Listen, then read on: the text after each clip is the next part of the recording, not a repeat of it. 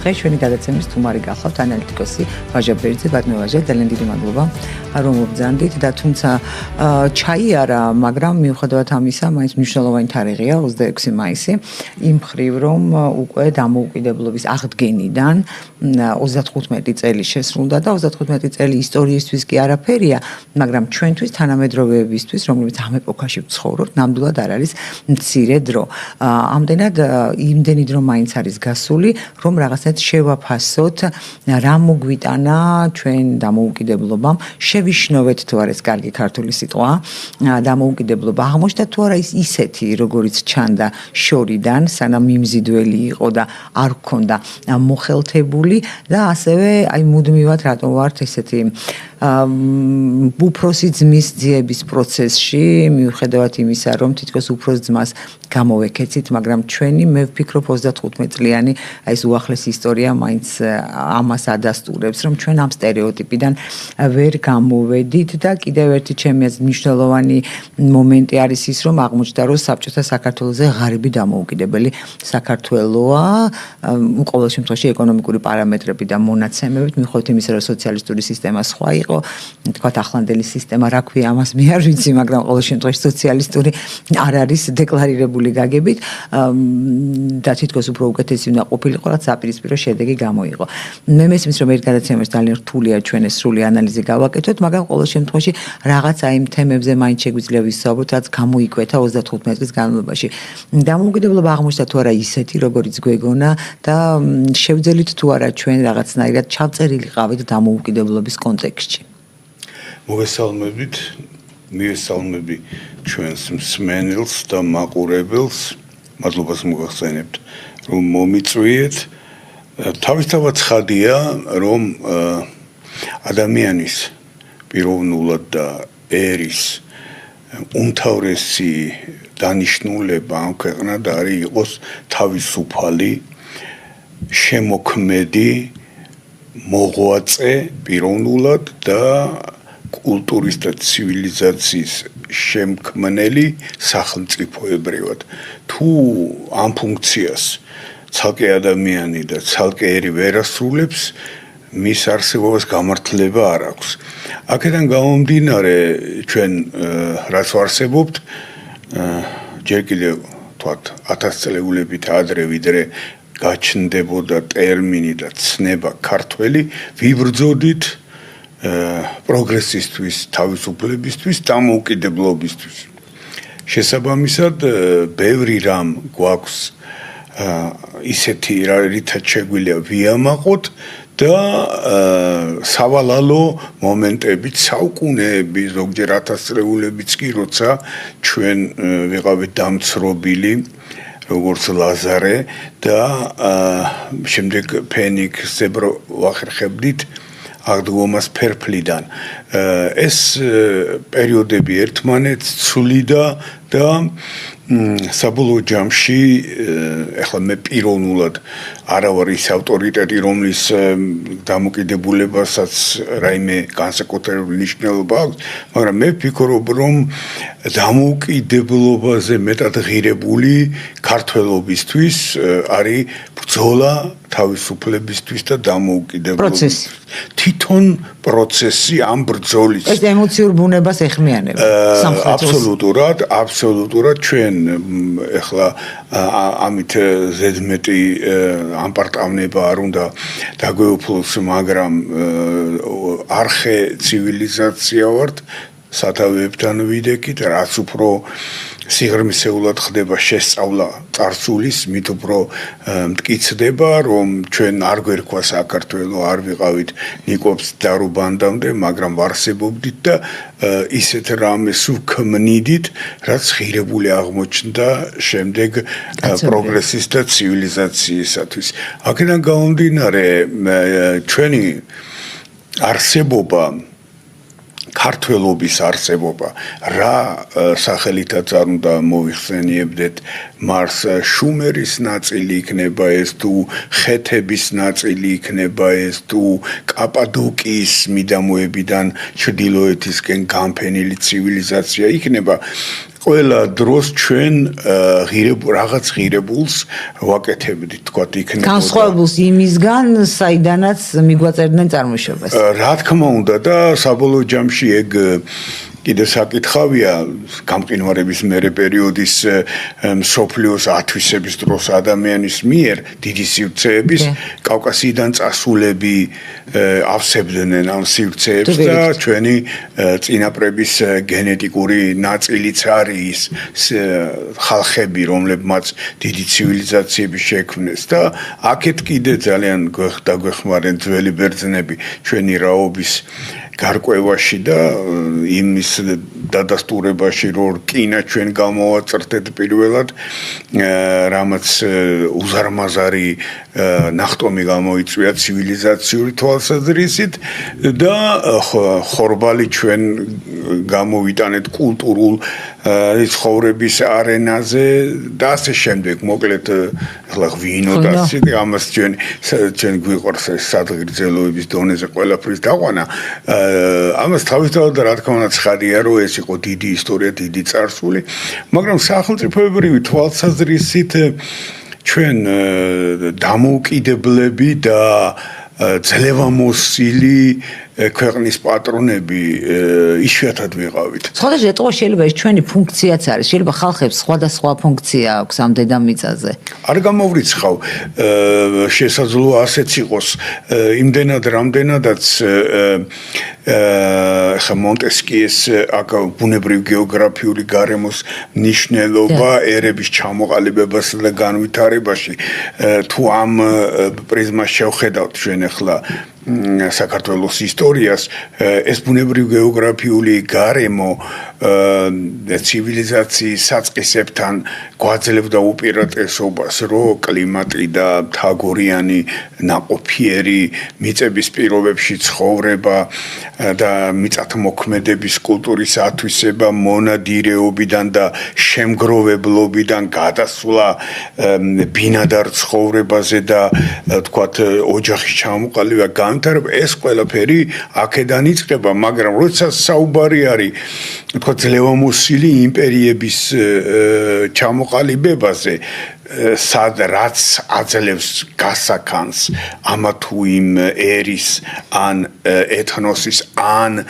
კრებულის ეთნიკური რამდენიმე მთავარი სუბიექტის კი ამას ყველაფერს აძლევს განვითარების დიდ გზას და მოგესწრებათ იმპერიების ისტორია არის წარმოშობის, განვითარების, ძლევამოსილების და გარდუვალ დაცემის ისტორია. აქედან გამომდინარე ჩვენ ამ ხრივ ბევრი დასაკვეხნი არაფერი გვაქვს, თუმცა ერთხელ ხო გქონდა იმპერია კავკასიური.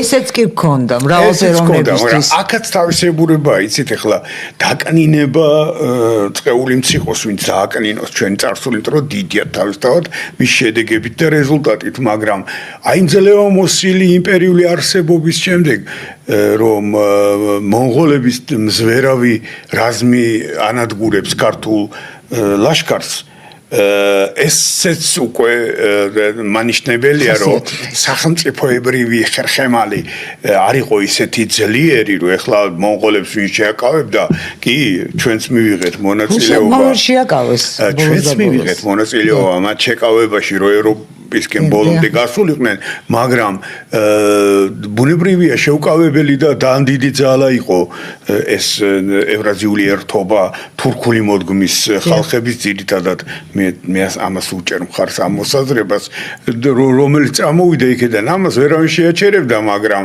ახლა მზვერავთან და პირველ მაცნესთან მონღოლობის არ უნდა დამარცხდე და საკუთარი სახლიდან გამოქცეულ კაცს არ უნდა მიცე ეკლესიის მონგრევის საშუალება და იქ ტახტის დადგმის ჯალალედინს გულისხმობ რა თქმა უნდა.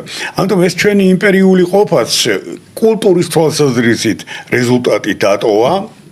თუმცა აბსოლუტურად ჯდება ბატონო ვაჟა ქრისტიანულ პარადიგმაში.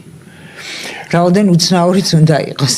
რა თქმა უნდა, მაგრამ ქრისტიანული პარადიგმა ჩვენი ახალი არსებობის და ღმერთთან მიახლოების საშუალება ქართველობისთვის და თითოეული ჩვენგანისთვის, მაგრამ ქართული ცივილიზაცია 1-4-500 წელს კიდე ითulis ქრისტემდე და რომელიც სხვათა შორის ჩვენ მივიწყებული გვაქვს და ეს თავის დროზე ქრისტიანობის ყარად ფეხზე დადგომას ხელს უწყობდა, იმიტომ რომ ქრისტიანობა რო შემოვიდა, ესე მარტივად არ იყო საქმე, ძალიან ძლავრობდა სპარსული რელიგიური გავლენა, კერპთაყვანის ცეცხლის თაყვანისცემა, ათეშგები, ყველა ფეხის ნაბიჯი თბილისიდან დაწყებული დუშეთამდე რო ენთო მარადიული ცეცხლი, მაგრამ ქართველებმა არ მიიღეს ეს რელიგია, მათ ამჯობინეს ქრისტიანობა, ჯერ უკვე ნაკადაგები რა თქმა უნდა პირველ საუკუნეში, მაგრამ რეალურად არ მიიღეს ეს და ერთ-ერთ მიზეზად ხოთაშორის იმასაც მიიჩნევენ, რომ მიცვალებულებს ისინი წვავდნენ და ჩვენ წინაპრები მიწახარ და მიწადიქეთს პრინციპით მოქმედებდნენ, ყოველთვის და მისთვის მიუღებელი იყო, რომ გარდაიცვალა ადამიანი, უნდა დაწვა და ფერფლად აქციო. ამიტომ ესეც, მაგრამ იქ იყო დიდი ცივილიზაცია. ეხლა ჩვენ აი უფლის ციხის დანიშნულებაც კი კარგად არ ვიცით და იქეთ რო აი ეს ლიჩელი რო მუშაობს ამ გრაკლიანის ფენაზე, იქაც რა იყო ეს, რა წარწერა, რა რელიგია იყო, რა ხალხი ცხოვრობდა, საერთოდ ყოველთვის სავარაუდოდ მრავალეთნიკური იყო საქართველო თავის ტერიტორიულად. არსობრივად ასეთი ქვეყანაა ეს. არსობრივად ასეთია, მაგრამ მიუხედავად ამისა დაიწყება არეგების პერიოდის, იმიტომ რომ ეხლა მერე მოვა საინტერესო ადამიანი გადავაწყდი ინტერნეტში, მოვიდა და თქვა, რომ უფლის ციხე არის იერუსალიმი. მეც ნახე და მინდა მოვიწვიო კვირას. კი ბატონო, რომ არის იერუსალიმ სოლომონის ტაძარი და ასე შემდეგ. ეხლა მეც გადავაწყდი სოციალურ ქსელში. და საინტერესოა თავისთავად მოსაზრება, იმიტომ რომ ებრაულ სამყაროსთან ჩვენ ოდითგან გქონდა მანამდეც სავარაუდოდ ვიდრე გაფანტავდა ნაბუქოდონოსორი კიდევ ერთხელ ებრაელებს სოფლიოში და შევიწროვდა, მაგრამ ბატონო, გადაწყვეტინებ თუ შეიძლება, ასევე მცხეთის ტოპონიმიკაში ძალიან ბევრი არის ებრაული, კი არა, უბრალოდ ბიბლიური დასახელებები. ცხადია რაღაც საფუძველი ამას აქვს, მაგრამ მე ასეთ თემებს გაცილებით ბუდიზმთანაც, ინდუიზმთანაც მესმის ძალიან ბევრი ტოპონიმიკა სიფრთხილით ვეკიდები ძალიან, იმიტომ რომ საბოლოო ჯამში ეხლა მე ჩვენი ერის განსაკუთრებულობის თეორიის მომხრე არა ვარ, მაგრამ რეალურად უამრავი ძალა არსებობს, რომელსაც უნდა დამცრობა ქართველურის უხსოვარი დროიდან დღემდე და წაღების აი აქ ამ ღვთისმშობლის წილხვედრი ქვეყნის წარსულის მithვისების სურვილი ბევრს აქვს და აი ეს ბევრი ასეთი ეფექტური ერთ შეხედვით თეორიის უკან, იმიტომ რომ ჩაყოლა ძნელია, ის მუშაობს, არგუმენტებს ეძებს, ბიბლიურ ფესვებს იშველებს და რამე ჩვენ ეჭვენები არ ვართ, მაგრამ კითხვას ყოველთვის ვამბობ, რომ რამე ხო არ იმალება ამ ყველაფრის უკან, რაიმე სხვა უფრო გაცილებით დიდი, მით უმეტეს დღევანდელ მსოფლიოში, როდესაც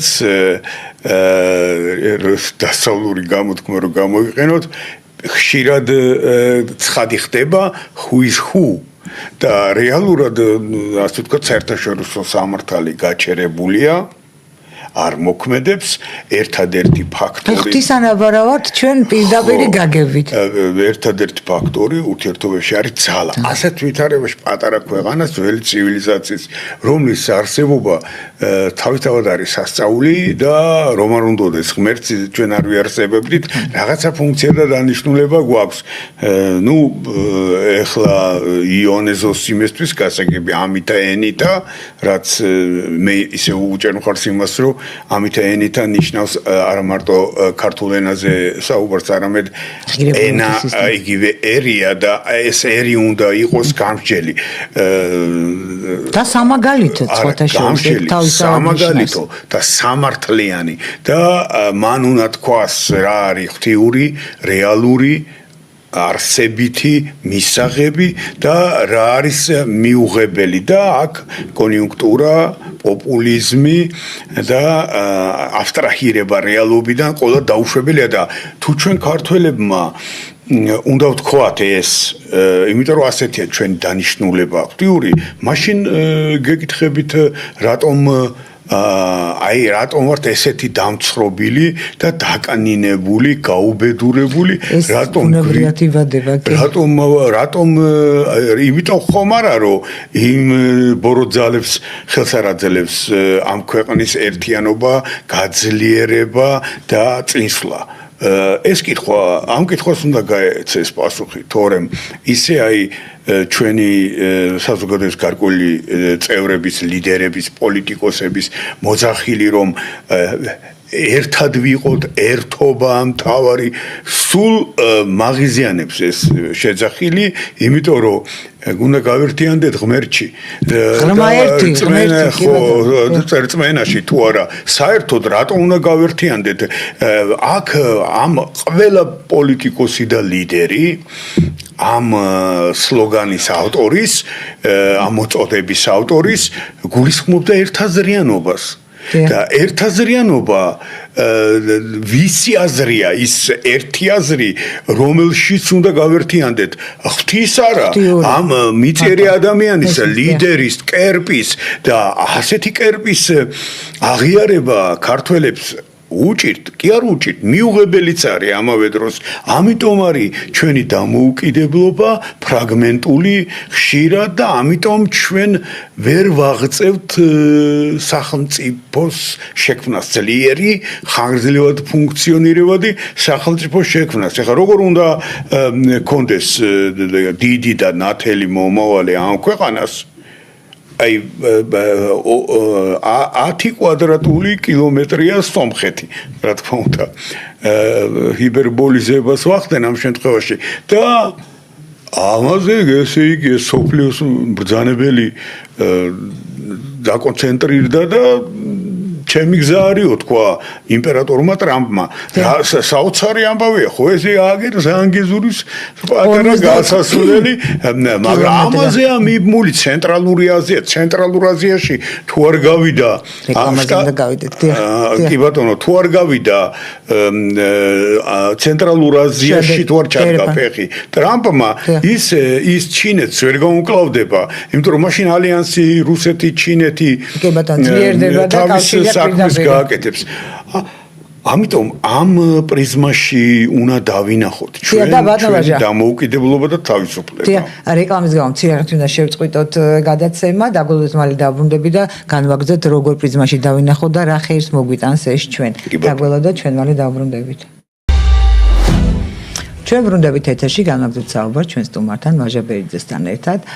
ბატონო ვაჟა, აქედან ხო არ მოდის ჩვენი გავაპროზაულებ ცოტას, აი უფროსი ძმისადმი, აი თქვენ სომხეთი ახსენეთ, რომ ეხა მიჯაჭულია მთელი ყურადღება ამ 44 კილომეტრიანი სიგრძეში მონაკვეთისადმი, იმიტომ რომ ამიტომ ძალიან დიდი მნიშვნელობა აქვს. ვეუბნები ხოლმე ვიმეორებ ხშირად უფრო ზუსტად ჩვენს მსმენელისა და მაყურებლისთვის, რომ რუკას რო დავხედოთ, როგორი საინტერესო ადგილას გადის, არა, რამდენი პირდაპირ ჩანს, რამდენი ინტერესი იკვეთება, იქვე რო დავხედოთ, თორე ხა თქვა რო შევხედოთ კონტექსტში და იქ კიდევ უფრო ბევრი ინტერესი იკვეთება და მაშინ აი ასეთ პირობებში, ასეთ პატარა ქვეყნებს, როგორც არის სომხეთი, თქვა მცირე ზომის, მე ასე ვიტყვი, როგორც არის საქართველო, როცა ისინი ყურადღების ცენტრში ექცევიან აი ამ დიდი მსხვილი ქვეყნების, ეს ხო რა იძულებს მათ ეძებონ უფროსი ძმები? თავისთავად ცხადია, რომ განვითარების და პერსპექტივის და მომავლის საიმედოობისთვის გარკვეული გარანტიებია საჭირო. პატარა ერების ცხოვრება და ისტორია ვერ იქნება ისეთი, როგორიც მრავალრიცხოვანი ერების. შესაბამისად, სხვა ფუნქცია აქვს მათ და ამას კაცობრიობის ისტორიაც ადასტურებს, რომ განსხვავებულია ეს მიდგომა და ბუნებრივია თავდაცვის ინსტინქტი მცირერიცხოვან ერს აიძულებს ეძებოს მფარველი მოკავშირე. სხვა შემთხვევაში ის იქნება დაჩაგრული ნებისმიერი დიდი მოთამაშის მიერ და ესეც ახალი არაფერი ამაში არ არის, ამიტომ ვაკრიტიკებ მე და მაშფოთებს ეხლა ნდელი გადაცება ჩვენი ნეიტრალიტეტის თეორიით. ხო მე ცოტა ცოტა ისეთია და მიუხრობლობასაც ვერ ვიზიარებ, იმიტომ რომ მიუხრობლობის მოძრაობა იყო დიდი. გახსოვს შენ და სწორედ მიუხრობის პლატფორმა აღმოჩნდა საბოლოო ჯამში ყველა მისი მონაწილის სვებედი მომავალში. შესაბამისად ნეიტრალიტეტი იმიტომ მეჩვენება უნიადად მიხვდნისა რომ ამ მიმართულებით რევერანს არ ვაკეთებ ამ შემთხვევაში, მაგრამ იგი ბევრი საინტერესო პოლიტიკოსია და გონიერი ადამიანი, რომელიც ამას მიიჩნევს გამოსავალს. ამაზე უბრალოდ მსჯელობა და ის არის, რა ქვია, საჭირო დისკუსიები, რომელიც არ ვიცი 1000 რამეზე მიმდინარეობს, ახლა მოდაში შემოვიდა პროპაგანდისტულ არხებზე ეს დისკუსიები, ყველაფერზე მსჯელობენ არსებით საკითხების გარდა და ძირითადად ორივე მხრიდან პროპაგანდისტულია ნარატივი, ეგ კიდე სხვა უბედურება ხო და ამიტომ გამომდინარე აქ ამაზე მსჯელობაა საჭირო. მიუხედავად ამისა, ეხლა რომ არ შევნიშნოთ ერთი რამ, რომ თქვა და დამოუკიდებლობის ბოლო საწყისი ბოლო რატო 35 წელი ხო რა არის ახლა საქართველოს ისტორია ამ პერიოდში პირველი ხელისუფლების ეროვნული მოძრაობის ხელისუფლების შემდეგ სულ არის 7 და საიმედო იმპერიული წიაღის ძიება მე ასე ამას და დავარქმევ იმპერიული წიაღის ძიება და ვეძებთ ამ იმპერიულ წიაღს და ეხლა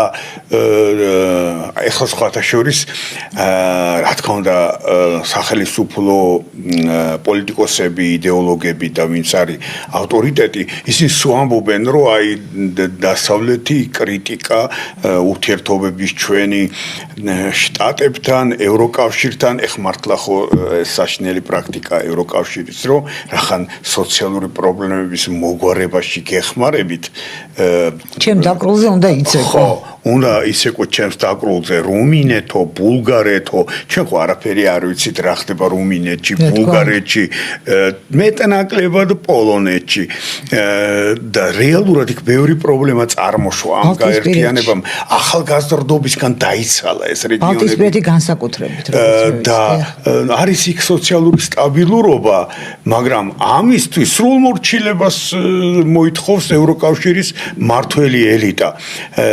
საოცარი ამბავი ესა და ჩვენ კიდე აქ ამბობენ რომ ეს მიუღებელია, რა თქმა უნდა მიუღებელია, რა თქმა უნდა ქართველი ნატურით არის ისეთი უხიაგი, რომ დიქტატს არ დაემორჩილება, არც რუსულ დიქტატს არ დაემორჩილა, ხო? და როცა საქმეზე მიდგა, არ ვიცი 30 წელი მართა კიდეც ქართველებმა მართეს რუსეთის იმპერია, ხო? და დაამსგავსეს რუსეთის იმპერიას. და ჩვენც ვიხეირეთ სხვათა შორის, ამასაც ვინც ვერ ხედავს ის ბეცია ამ სიგეთით, ხო?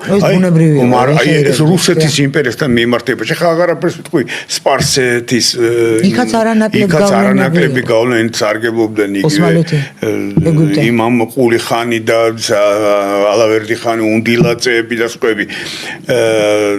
ეს ფაქტორი არსებობს და ამიტომ ჩვენ არც ევროკავშირს, რომელიც ჩვენ მოგწონს და აღტაცებულები ვართ იმით, რომ ეს არის სოციალური დაცულობის მაღალი დონე, რომ ეს არის კეთილდღეობის პერსპექტივის, ადამიანის თავისუფლების იტაცებს მოკლედ რა, მარტივად რომ ვთქვა. ვის არ იტაცებთ, თან სოფლიოს იტაცებთ და დაზრულია ეს მიგრაციის ტალღა, ხო? ჭარბი ადამიანური რესურსის მქონე ქვეყნებიდან. მაგრამ რეალურად არც ჩვენ მიუხედავად ამ ყველაფრისა, შეიძლება ვიღაცა რომელიც გრანდიოზულ გრანტებს იღებდა 20 წლის და მეტის განმავლობაში და უზარმაზარი ფული ტრიალებდა და ატკატები ეგრეთ წოდებული უკაცრავად, მაგრამ ძალიან კარგი რუსული ტერმინია, რომ მიდიოდა უკან და აი ესენი თავს გამოიდებენ ალბათ, მაგრამ რეალურად ხო არ დაუხრის თავი თუ ოდნავ ძალა იგრძნო და ეხლა ჩვენი ამჟამინდელი ხელისუფლება ასეთია ის ბიძინა ივანიშვილი საიმედო თავდაჯერებულობით გაჯერებული ეურჩება დასავლეთს და არ ემორჩილება რა თქმა უნდა ასეთები ვარ ჩვენ სამწუხაროდ თუმცა აქვე ეხლა ეს ჩვენი პოლიტიკოსები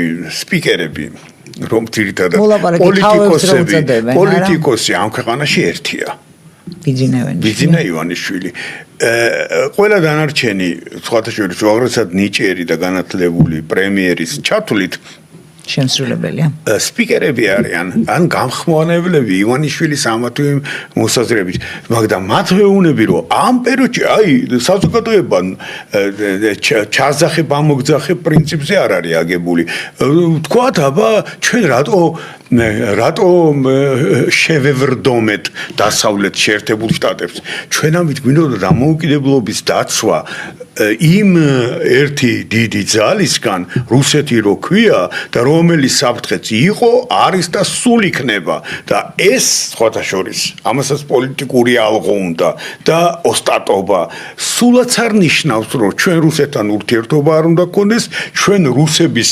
მადლიერები არ უნდა ვიყოთ ეხლა რუსები რო არ ყოფილიყვნენ თავიანთი იმპერიული ზრახვებით რო ჩაეყლაპათ რაც შეიძლება მეტი ტერიტორიები ეხლა შეიძლება მე თქვენთან კი არ მჯდარიყავი ეთერში არამედ სადღაც რიზეში ან ტრაბზონში ყოფილიყავი რომელიმე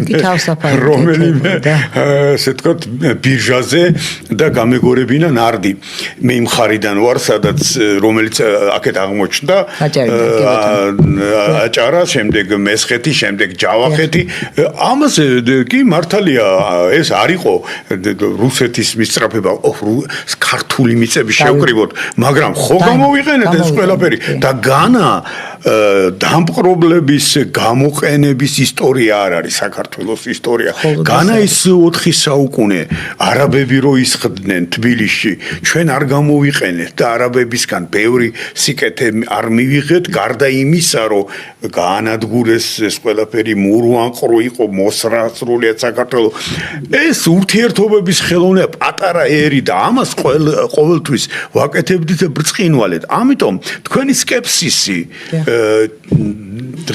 ამჟამინდელი დამოუკიდებლობის მიმართ ვიზიარებ ამას ასეთია სწორედ რაღაცა უნიადაგო რაღაცას მიედმოედებიან ეს საცოდავი პოლიტიკური ჯგუფები მაგრამ რეალურად ეხლა ერთი მეკითხებოდა ამ დღეებში რომ აი რა ხდება კი მაგრამ ვინ იქნება მომავალი ხელისუფლება ხო ხელისუფლება და ცვალებადობა ჩვენთან პატარა ქვეყნისთვის აუცილებელია იმიტომ რომ იაპონია არა ვარ ჩვენ სადაც ლიბერალ-დემოკრატიული პარტია 50-70 წელია მართავს ამ ქვეყანას იქ ისეთ დემოკრატია იმ ლიბერალ-დემოკრატიულ პარტიაში არჩეული პირი პირველ პირად ეგრევე ხდება პრემიერ-მინისტრი ჩვენ ხო ეს არა ვართ ამიტომ აქ ცვალებადობა ხელისუფლებების ეს აუცილებელია მაგრამ როგორ უნდა შეცვალოთ ხელისუფლება როდესაც პოლიტიკური სპექტრი არ გვაძლევს ამის საშუალებას პოლიტიკური კულტურა ვერ ჩამოვაყალიბეთ ამ 35 წლის განმავლობაში ეს პრობლემაა რომ აქციაზე ბევრი ხალხი არ არის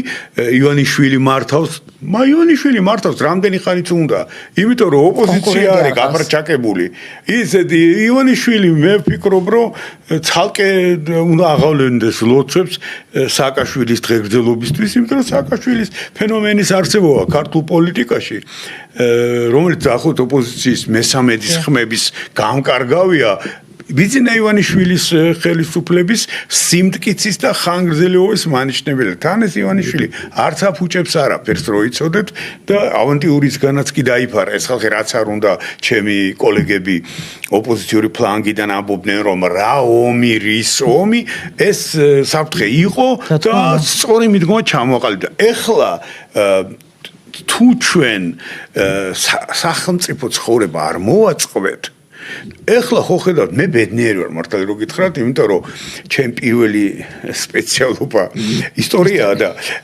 კარგად ვიცით 18-21 წელების პერიპეტიები ვიცით 3 წელი გაგრძელდა მაშინ ეს ყველაფერი და 21 ფევრალს მიღებული კონსტიტუცია 25-ში რუსმა ოკუპანტებმა თავზე გადაგვახიეს და 1920 წლის აპრილში დადებული ხელშეკრულება წითელ რუსეთსა და დამოუკიდებლად. რა, ეგ უკვე თავისთავად ცინიზმიც არის ეს, ხო? თავისთავად პოლიტიკური ცინიზმი.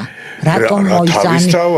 იქ აუცილებლად იქნება რაღაც ჩემი აზრით, რაც ჩვენ არ ვიცით და რაც ძალიან დაგვეხმარება იმ პროცესების ანალიზში და ასევე რაღაცა პრევენციული ღონისძიებების დაგეგმვაშიც და ყოველთვის გაგებაში მაინც რა შეიძლება მოხდეს დღეს. რა თქმა უნდა, ეგ აუცილებელია და ჩვენ უნდა სახელმწიფოების ცხოვრება მოვაწყოთ და მე იმიტომ კი არ ვიმეორებ რომ სხვა არ მაქვს სათქმელი ხშირად ხას უსვან რომ 555 წელს არ უნდა ჩავიციკლოთ და ხობის წყლის პირზე არ უნდა ვიმსჯელოთ ბიზანტია ჯობია ჩვენთვის საბატონო თუ სპარსეთი რომელი ჯობია და დღესაც ეგ არის რუსეთი თუ დასავლეთი არც ერთი მაგრამ ეს ნეიტრალიტეტით არ მიიღწევა ამას მანევრი უნდა სახელმწიფო შექმნა უნდა და როდესაც შენ მხოლოდ ის გინდა რომ ხალხი მშვიდად იყოს და პროპაგანდისტული ნარატივებით გაჯერებული საშინელი ტელეეთერი გაქვს და აღრეული უსამართლო დაუნდობელი სოციალური მედია ამის გაკეთება შეუძლებელია და მე ბედნიერი ვარ რომ 3 წელი მაშინ იყო 35 ახლა 1.35-იც იქნებ ჟარგონს გამოვიყენებ იქნება გავქაჩოთ და ეს უკვე პერსპექტივაა რა საკმაოდ რეალური იმიტომ რომ მე ვერ ხედავ ქართულ პოლიტიკოსებში ხედვას არის ორი ხედვა, ბიძინას ხედვა, რომელიც საყურადღებოა აღრესად, ესე მარტივი კაცი ბიძინა არ არის, მას არ აქვს ჰარვარდები და ოქსფორდები დამთავრებული, მაგრამ ის არის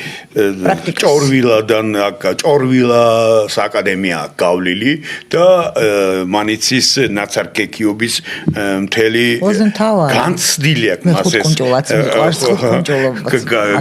ეს იგი ნაცარქექიობის მთელი მუღამი როგორ უნდა იმოძრაოს დევების ფეხებში და გაიყვანოს სამშვიდობოს ეს პატარა ქვეყანა, მაგრამ დევების ფეხებში მოძრაობას ყოველთვის და დიდხანს არ შეიძლება. შეიძლება ფეხი დაგადგას რომელიმემ და გაგწრისოს. ამიტომ დიდი ხიფათია ეხლა ივანიშვილის თავს. იმდენად რამდენადაც მას ვალდებულებები აქვს იმ ქვეყნის მიმართ, საიდანაც ის დიდი კაპიტალი წამოიღო და ვალდებულებები აქვს იმ დასავლეთის მიმართ, სადაც დიდი ოდენობით აქტივები განათავსა მას იმის ნიშნად რომ ენდობა დასავლეთს და ერთგულია და მოკავშირეა. ეს თამაში არ გამოუვიდა. ახლა მარტო იბრძვის და მარტო კაცის მოგებული ბრძოლა, თუნდაც ეს იყოს დამოუკიდებლობისთვის, არც ოპოზიცია არ არის, ხო დამოუკიდებლობის წინააღმდეგი. სახიფათოა. და ეს სახიფათო ამბავი ჩვენ ერთად ქართულმა დიპსტეიტმა, რომელსაც ვეკუთვნით მე და თქვენ, უნდა როგორმე მოვიაზროთ და კი არ ზეგავლენა მოახდინოთ ზეწოლა, არამედ შევთავაზოთ პოლიტიკურ სპექტრს მიმართულება მოძრაობის. აი რატო ვერ იმარჯვებს ოპოზიცია? რატო ვერ ასწია უზარმაზარი პროტესტი გვარამიანს რო გონია რომ წალეკავს მისი მოწოდებაზე საქართველოს ემანაც კარგად იცის რომ არ წალეკავს ხელისუფლებას ეს ყველა რატო ვერ აწია ეს ყველაფერი იმიტომ რომ ქართული დიპსტეიტი სახლში ზის ქუჩაში არ გადის არც ბიძინა უნდოდა შეიძლება და არც ოპოზიცია და არც ალტინფო მაგრამ ჯერ ვერ ხედავს ვის თუნდა ჩაანაცვლოს ბიძინა ამიტომ ბიძინა არის მშვიდად და მართავს ამ ქვეყანას დიახ ბატონო ძალიან დიდი მადლობა და დიდი ბოდიში რომ ესეც რაფა დამოვიწურა ძალიან საინტერესო საუბარი მე სიაუნებით კიდევ ორი ამდენ დროს ვისაუბრებდით თქვენთან დიდი მადლობა ჩვენს ვენასა და მაყურებლებს 16 საათზე 00 წუთზე თქვენ მალხაზ გულაშვილის ინტერვიუს ნახავთ მაქსიმ შევჩენკოსთან მე საქართველოს სიყორდ გემშვიდობები და მე და თქვენ ერთმანეთში ვხვდებით 80 საათსა და 10 წუთზე ნახვამდის